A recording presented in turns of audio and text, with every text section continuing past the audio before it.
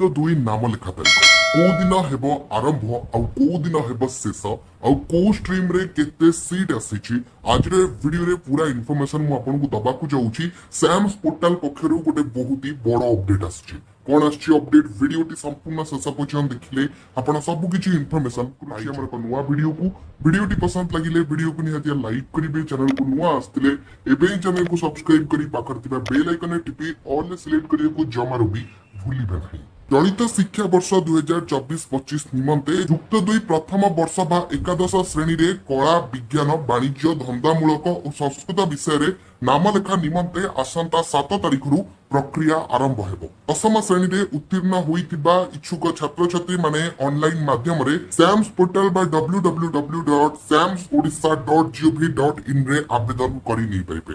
सूचना योग्य जे युक्त 2 कला विज्ञान वाणिज्य धंदामूलक और संस्कृत विषय रे नाम लिखिबा पई राज्य रे मोट 2221 उच्च माध्यमिक विद्यालय रे मोट 5,25,465 सीट रही।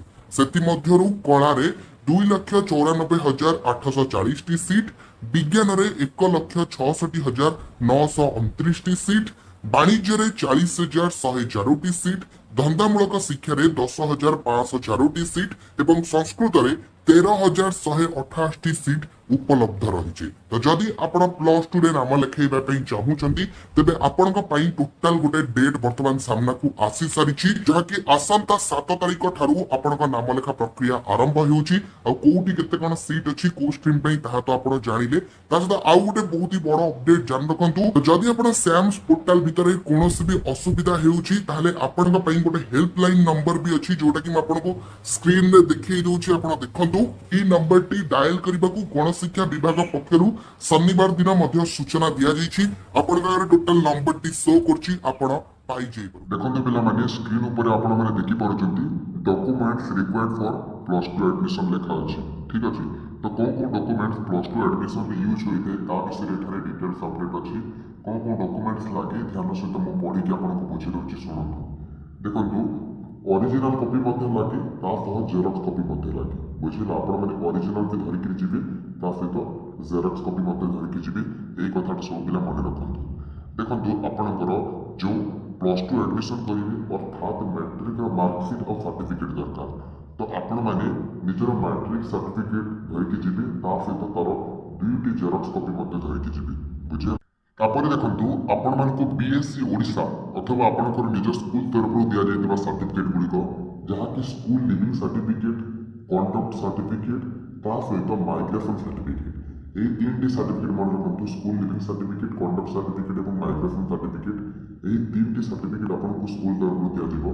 होय तो चलित वर्ष मैट्रिक मार्कशीट आपण माने डाउनलोड करि पारुछथि मैट्रिक सर्टिफिकेट किंतु ए जो कंडक्ट स्कूल लिविंग एवं माइग्रेशन ए तीनटी सर्टिफिकेट आपनको स्कूल रे दिया जिवो बुझिला। तो एही तीनोटी सर्टिफिकेट रो ओरिजिनल ता सहित जेरॉक्स कॉपी आपनको धरिके जिबाक पड़िबो। ता सहित आपण माने जदि SC ST caste to belong करूछथि ताले आपनको कास्ट सर्टिफिकेट आवश्यक। आपण माने जदि ओबीसी जनरल कैटेगरी रो छथि ताले एससी बीसी सर्टिफिकेट आपनको पय लाभदायक होबो बुझिला।